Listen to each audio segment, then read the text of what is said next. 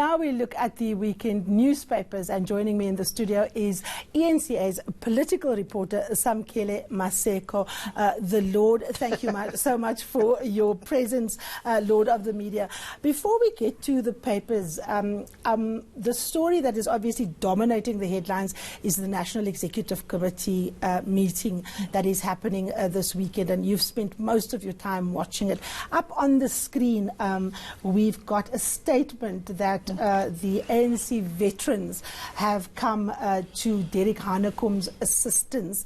Now, he, of course, became the focus of the Secretary General Esmagashule's attention when the EFF said that they had met with him and so on. But he is not the only person that has met with members of the opposition. We've had Esmagashule being accused of forming the ATM. We've had former President Jacob Zuma saying that people must vote for black first, land first.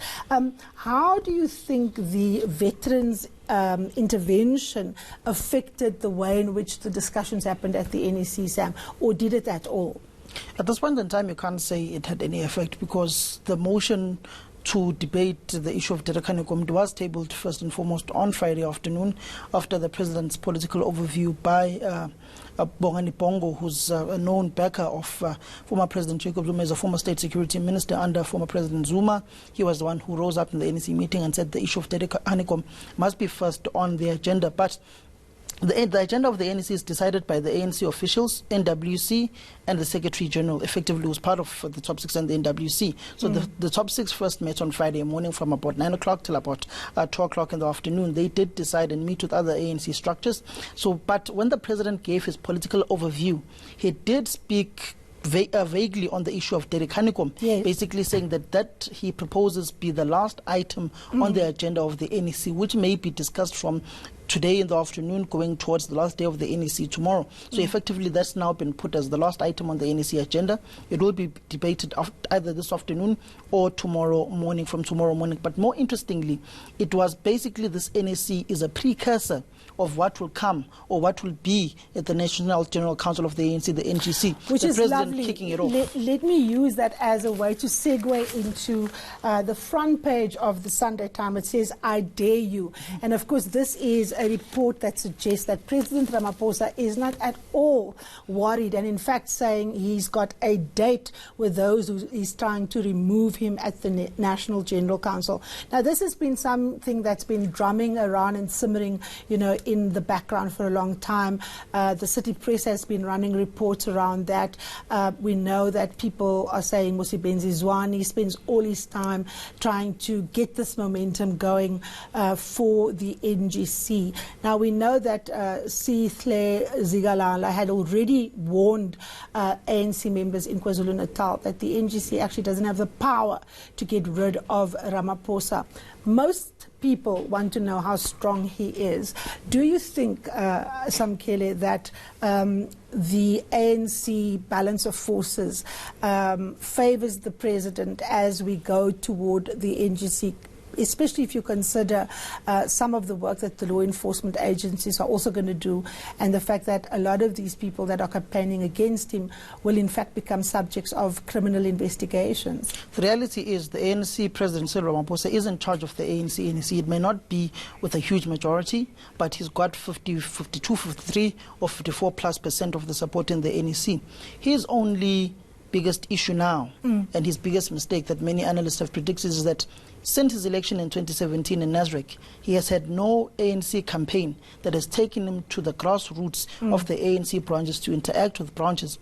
But if you look at the overall support of Ramaphosa within the ANC, he's got significant number of support. Many may say he's got about 58, 56% of the support in the NEC.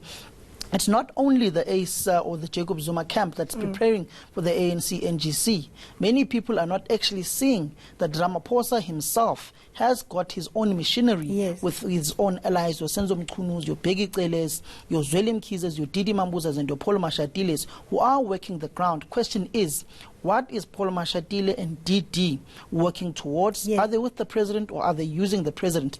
But Cyril Ramaphosa basically in his political overview on Friday afternoon basically laid down the gauntlet and basically was on fighting mode instead of being his usual diplomatic self and not being a street fighter. He came out guns blazing and is a street fighter, but he also faces resistance from a fighter himself in the streets, which is Ace Magashule. Now, of course, this is the two big guns that are at each other's throats, right? So you have the president on the one side, the SG on the one side.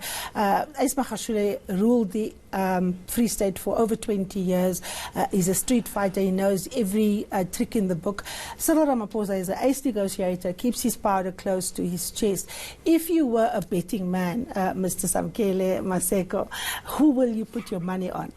I wouldn't say who I'd put my money on, but I totally have a different view of this street negotiator that Cyril Ramaphosa is purported to only be.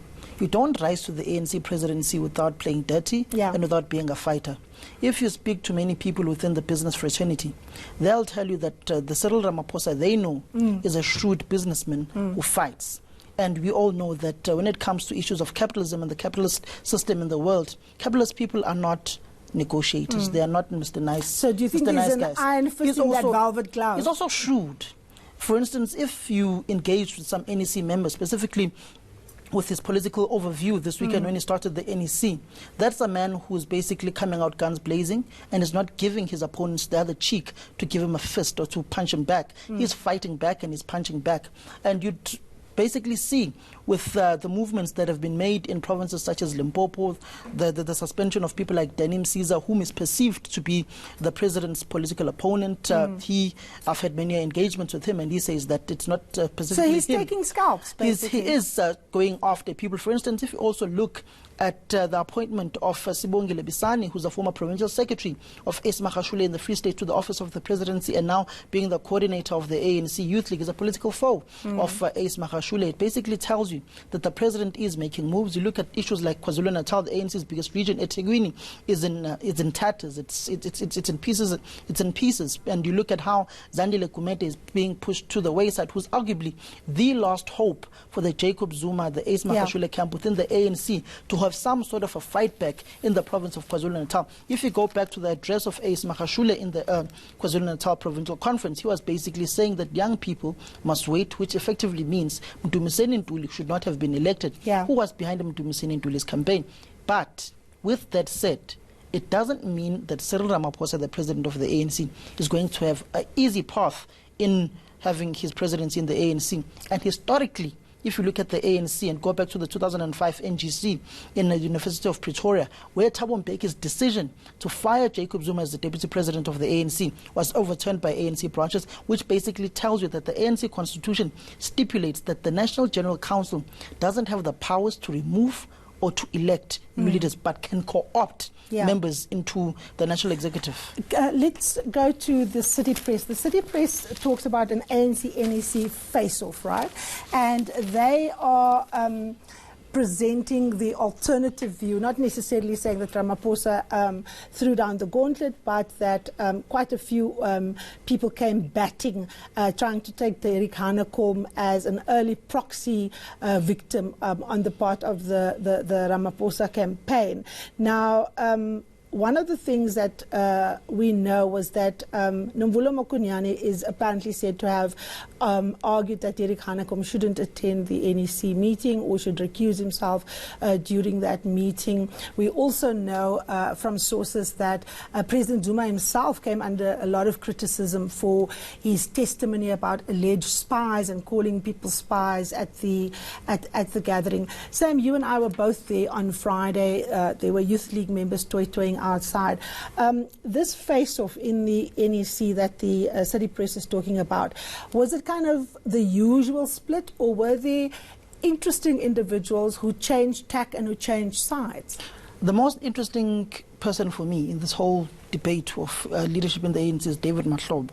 What happened? Is he with the Ramaphosa camp? We can never say where David Mahlobo is, but you can see with the movements, his quietness, him just basically focusing on his government work, that there is a shift and he is leaning towards the incumbent of the ANC, which would be President Cyril Ramaphosa, is no longer in good terms with the Ace Magashule, the Jacob Zuma camp within the ANC. But this face-off, as I was saying, is a precursor of the NGC and is basically showing the divisions with the ANC on who lies with who. The issue of Derek Honeycomb is not necessarily about Derek Honeycomb. No, of course not. It's about the president. And if Derek Honeycomb is disciplined, removed from the NEC, it basically portrays an image where Ace Magashule, Jacob Zuma, the former regime that was in charge of the ANC government, is the one that's in charge, and President Ramaphosa is weaker. And if the converse is true, then of course it means that Ramaphosa is in charge. Let's move to the other newspapers, the Sunday World and the Sunday Sun. Tell me about the Sunday World. What caught your attention in that newspaper, Sam? Specifically for me, within the Sunday World, is this story of Teko Modise. Yes.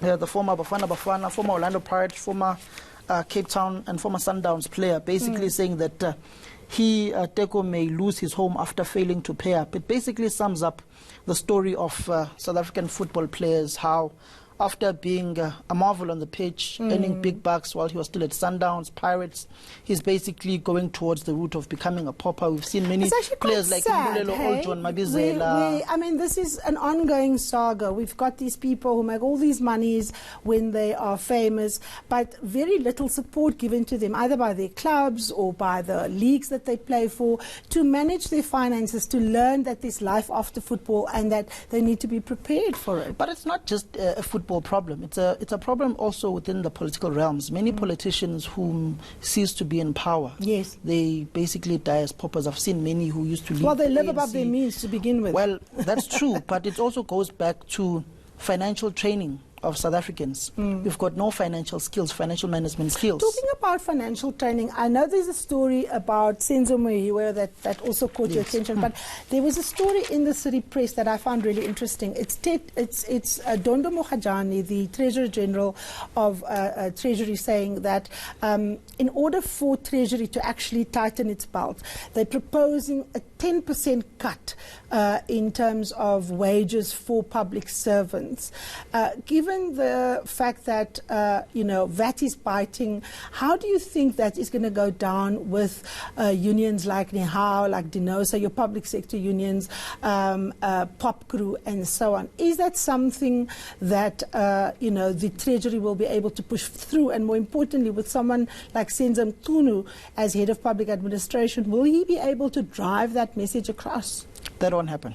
That's a straight up answer. It won't happen. If it happens, it's going to be a full-out battle between the unions and government. And knowing Senzo Mchunu, he's a negotiator himself. He knows his way around the unions. He used to be a teacher. He comes from the ranks of SATU. So I don't see it happening, but a negotiated settlement may be reached. And I don't think it will be reduced, but that may increase. That may affect the wage negotiations rather than a 10% deduction in salaries. All right. Thank you so much, as always, for the granular detail and bringing it back to the big picture. Samkele Maseko this week joining me to unpack the newspapers. Well, that's your fix for the week. Take care and see you again next week.